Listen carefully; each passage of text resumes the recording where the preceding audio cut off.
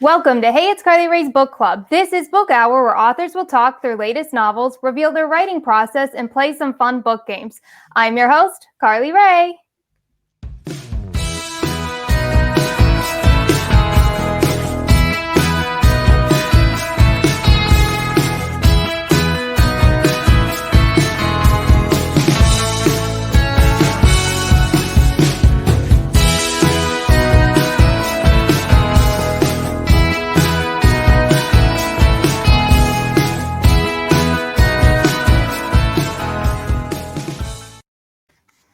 Today, we have acclaimed young adult authors Emily Wibberley and Austin Siegemund-Broka. We're going to be talking about their YA romance novels, Always Never Yours, If I'm Being Honest, and Time of Our Lives. We'll find out if they have an all-time favorite character they've crafted, if they come up with their stories collaboratively, and whether or not they will ever branch out into other genres.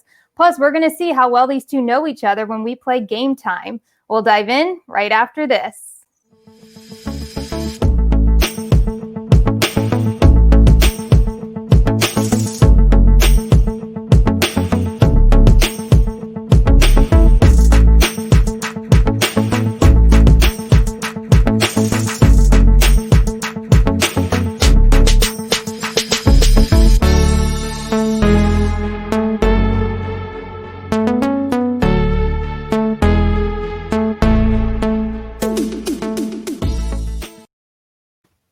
Hello, Emily and Austin. Tell us where you're joining us from. Hi, we're in Los Angeles right now. Sunny LA, except it's cold right now. Funny how that is. Now, for viewers who don't know Emily and Austin, they are now a married couple who met in high school. In your feature in 2019 with Refinery 29, you said a major reason why you write YA is because you both fell in love in high school. Will we always see your names attached to a YA novel because of that? It's absolutely why we will always write YA, or at least we hope to always write YA. But that said, we do have adult romance coming, so we are branching out. You'll see our name attached to a couple other things. YA always remains, near and dear to our heart for very obvious reasons. But of course, as we have grown up and as our relationship has matured, we've found, other exciting story territory to explore. And that's kind of the subject of our first adult romance as well, which deals with both, being in that age range, but also co-writing. Yeah. Well, together you both have written 3 novels that we also have pictured here. Always Never Yours, If I'm Being Honest, and Time of Our Lives. Always Never Yours was the first novel you both published. Emily, tell us more about the story of Always Never Yours. Yeah, it's a Romeo and Juliet retelling, but more from the perspective of Rosaline, who is the girl who Romeo is in love with at the beginning of the novel and then promptly forgets about as soon as he sees Juliet. So we take a more modern day Rosaline, or a girl who feels like she's the Rosaline in everyone else's love story, and she is cast to play Juliet in her school's production of Romeo and Juliet. Now, Austin, did you have a favorite character in Always Never Yours? Yeah, I mean, certainly. Maybe this is a boring, obvious answer, but it's our central couple. Megan and Owen remain 2 of the dearest characters to our hearts that we've ever written, 2 of the most fun, both opportunities to explore kinds of characters we really wanted to. Megan is bold, she's flirtatious, she's brash, and her inception as a character was sort of designed to take the character who is usually kind of the loudmouthed best friend in lots of these types of stories and rom-coms and such, and make that character the central character. So obviously, it was a really exciting, really emotional writing challenge getting into the inferiority of that person, but also she was a heck of a lot of fun to write. Owen is similar, but the flip. He is part of a noble group of YA heroes who are a little softer spoken, a little more academic, a little gentler. Cinnamon rolls.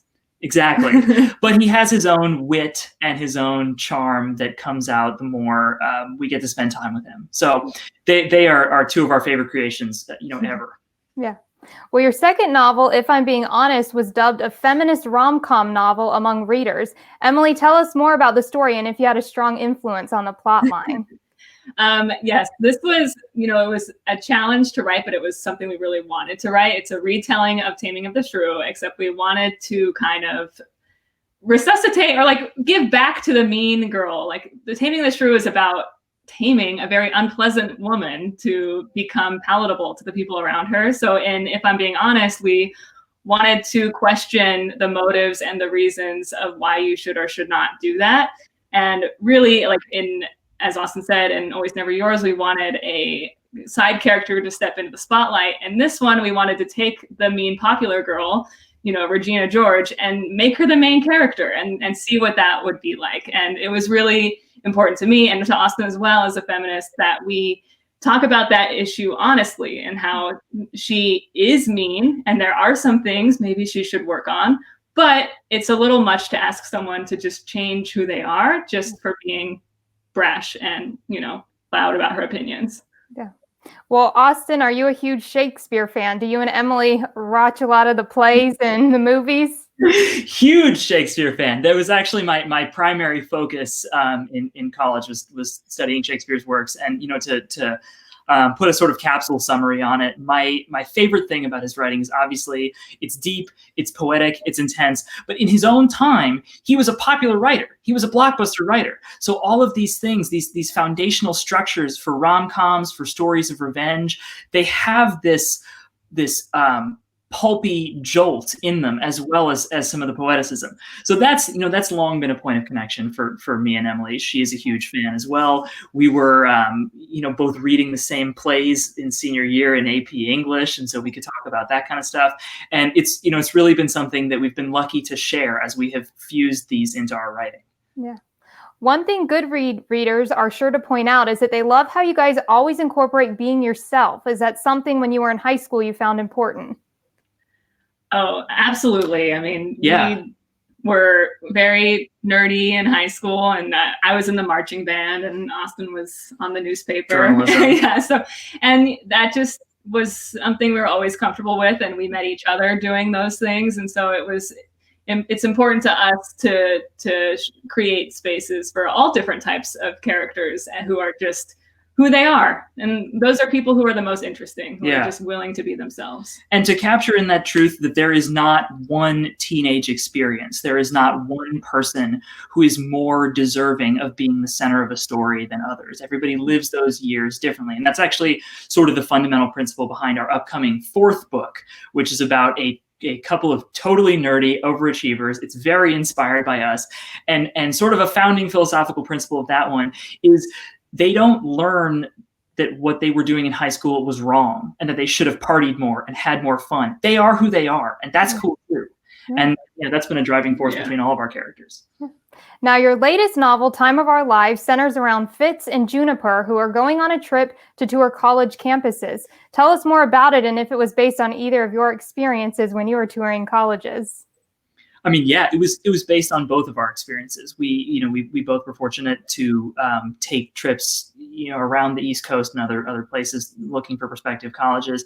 And it's a tricky time emotionally, and that's why we wanted to give that story to these characters. It is a time when you are starting to put a concrete imagining to what the next 4 years of your life are going to look like, and you are thinking about what it means to grow past high school and to start to enter adulthood and to probably move away from your family or not. And so you have to face all of those questions without knowing quite how they're going to turn out. Yeah, we found that there were not a lot of books about this in-between period where you're like making these decisions and you're on the cusp of the unknown, and how I think knowing how we both had different experiences with it. Some kids are really excited to do this and some are really not, and both of those feelings are valid. And so we wanted to put that on the page. So hopefully people read it and see themselves or see that what they're feeling is normal. And of course, as with both the Fitz and Juniper stories, there's an added dimension of it sometimes, which is romance, which is what do you do with a partner who you are with, who you might want to be with later? How does distance and the connection of the past versus the promise of the future pull you apart or bring you together? That's really what the book's about. Well, I don't want to give away spoilers, but I'm guessing the ending of that book has something to do with you two. A little bit. Yes. A little bit. It's very wrapped up in that time. Yeah. Well, if you had to pick one favorite book you've published, which one would it be? That's an impossible question. It is. You know, I will say that our forthcoming book is really a joy for us. It's called What's Not to Love, and it's coming out next for this coming April now. And it's our most fun, like funny book, and that it's just kind of in the place that I'm in right now with everything going on in the world. Like that is the most joyful thing for me to read. Yeah. It's also the story that is, as I said, truest to who we were in high school. Okay. So that's been really, really great to sort of bring to life. Yeah. What about an all-time favorite character? I think we both have a soft spot for Cameron, if I'm being honest. That's what I was going to say. Very much so. Our mean popular girl, because she's so unique. Yes, she's unique. She's sharp. She's aggressive. But the challenge and the joy of that book was really getting into what she's going through, why she is the way she is, why that's right, and how to grow as a person as well. Well, you heard Emily and Austin talk about their YA romance novels. Stay tuned, because when we come back, we're going to find out how these two craft their novels together. Thank you for choosing Three Brothers Wineries. I'm Erica Policelli. I'm one of the partners here at the winery, and I want to tell you a little bit more about our estate. We were founded in 2006 by Dave and Luann Mansfield. We have 40 acres of grapevines, a fully operational farm.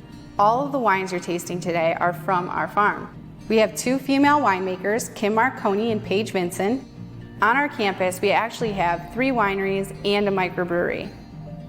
We have an extensive portfolio of not only wine, but also beer, hard cider, wine spritzers, and wine slushy, all manufactured here on site. When we opened our doors in 2007, we had a modest staff of 10. We've grown to employ 40 full-time and 100 part-time employees. We pride ourselves on creativity, innovation, and our company culture. When you make a purchase from Three Brothers Wineries or Warhorse Brewing, you're supporting a majority women-owned small business, and we thank you for that.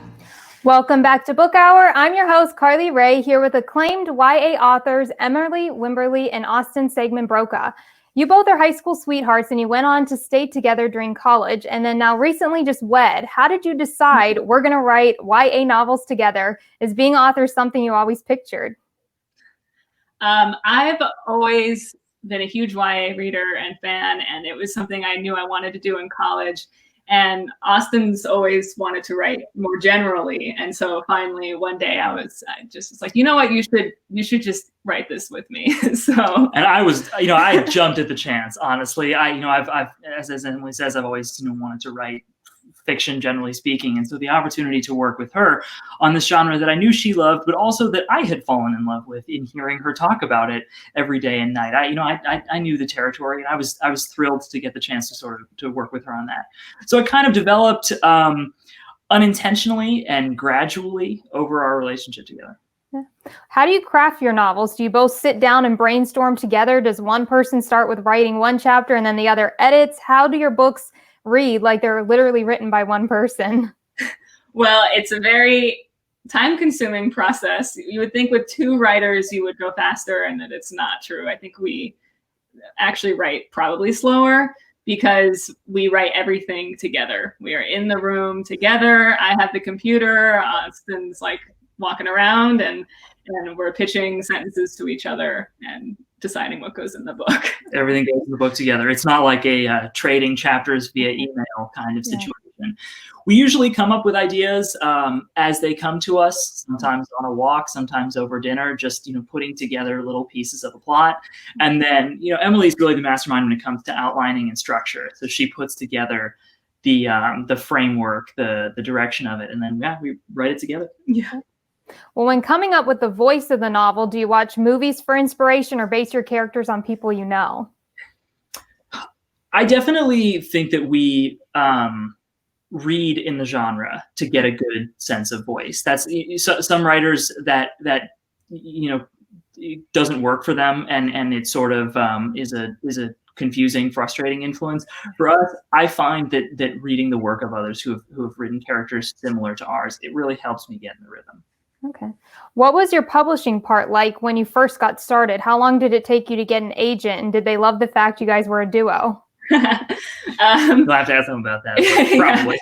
I think so. We Always Never Yours was actually the second book that we wrote together. The first one didn't make it to it is, though, the characters from that book are the characters from our upcoming fourth book, so we have kept them alive. But yes, we had written, this was our second book we wrote together, and it did not take us that long to get an agent on this book, but keep that in mind, like we had queried a whole other book before that didn't pan out. So the course of a year or so. Yeah, it was probably a year, but and hundreds of emails. Let me tell Yes. you, it's just for every yes, there's 100 no's you don't see. Right. Yeah. But I think that, of course, the two of us having our high school love story, writing about high school love stories, was an appealing pitch for our publishing house at Penguin Random House. So it was a good angle to have, for sure. Yeah, because I haven't met or seen any other authors like you guys. Yeah. Well, what about the strengths and weaknesses when writing your novels? Is one person designated to doing the description and the others designated to the dialogue? Increasingly, we really try to share. Generally speaking, as I said, Emily is much stronger at structure, and so actually just like plotting out what scene shifts to what scene. Whereas Austin does more prose. So we do have like our areas that we more specialize in, and that is absolutely a strength, but it's also a weakness because we get in fights a lot. So for our marriage, it's like a plus and a minus, because it's great to share this with your spouse, like to be able to share every success and every failure with another person is really special, but also it means that we do fight a lot. Well, there you have it. Stay tuned, because when we return, it is game time. Coffee. The liquid that helps us start our day or keeps us going at 2 p.m. when our keyboard pillow nap comes calling. You're good. At Fire Department Coffee, we know how important it is to you that your coffee tastes great. So let's face it, when you're choking down 8 to 10 cups of bean juice a day running back-to-back calls, or just trying to keep your wits together while your well-behaved children tug at every last strand of your sanity, we want to make sure that every last drop in your mug is the best coffee you've ever tasted. Who are you talking to? That's why at Fire Department Coffee, every stage of your order is watched after by carefully trained professional eyes, like our head roaster, retired fire captain Dave Dave! From our R&D department that's always striving to make sure that your next cup of Fire Department coffee is the perfect balance of wonderful taste and the caffeinated motivation that you need to get through your day. There has got to be a better way of testing this. Probably. Making sure that you get your orders delivered to you as quickly and affordably as possible. Hey, Doris, you know you're the only lady I hand deliver to. Oh, thank you, Jason. I was wondering if you could help me. I think my cat is stuck in the attic again. Are you sure he's up here, Doris? It's really hot and I can't see anything. Oh, I'm sure he's still up there. Why don't you take off your shirt? You wouldn't want to overheat. Not falling again for that, Doris. And at the end of the day, we're just thankful that we get to follow our passion of making high-quality coffee for thousands of hardworking people all across the world. So thank you for your support, and we look forward to making each and every one of your days better, one cup of coffee at a time. Cut. Woo! Good job, guys. Very, very nice. Smooth. A lady named Doris just ordered a couple bags of coffee and asked for it to be delivered by her steamy ginger firefighter. Oh, that lady is relentless.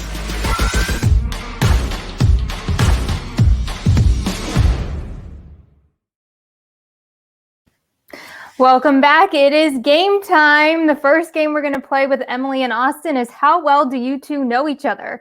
I'm going to ask you questions and we're going to see if you guys can answer them. All right, Emily, you're first. What is Austin's favorite color? Ooh, favorite color. I think you don't have a favorite color, but I think that you are partial to red. Mm-hmm. Yes. I co-signed that answer. It was one of three I had in my head. Austin, what is Emily's favorite food? Again, several. Guacamole is high on the list. All Mexican food is high on the list. Yeah. I'm gonna put a pin in those for sure. Do you have another? I probably eat guacamole more than anything else. So, Emily, what movie can Austin watch on replay and never get tired of? It's Star Wars: The Last Jedi. She's absolutely right. I literally am. Austin, what is Emily's favorite rom-com movie? Oh my gosh. Favorite rom-com. Holy cow. I gotta think about this for a good long second. He's not going to let you outdo him, Emily. Boy, there's a lot that we watch together. There's a lot that we love. I know this is a punt answer. I know Set It Up is a recent fave, but it's not your all-time. No, it's not my all-time fave.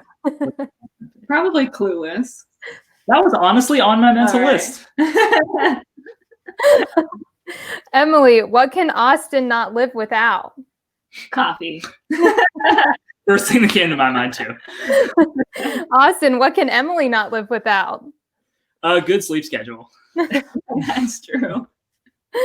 Emily, is Austin a hardcover book or Kindle reader?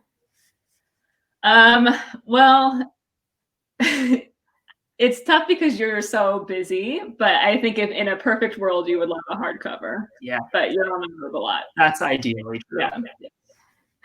Austin, does Emily prefer movies or books? Books. Yeah, probably. It's tough, but I would still say books. Emily, is Austin an Instagrammer or Facebooker? Instagram. I do love Instagram. Gotta keep the brand strong. For sure. And then Austin, is Emily a planner or spontaneous? Planner. 100 million times planner.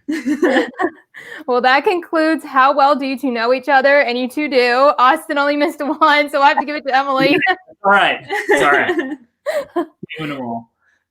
Next, we're going to play Are You Smarter Than a Fifth Grader? I'm going to ask you questions from wehavekids.com, and we're going to see if you can answer them. All right. All right. So the first one is, which language is most widely spoken in South America? In South America?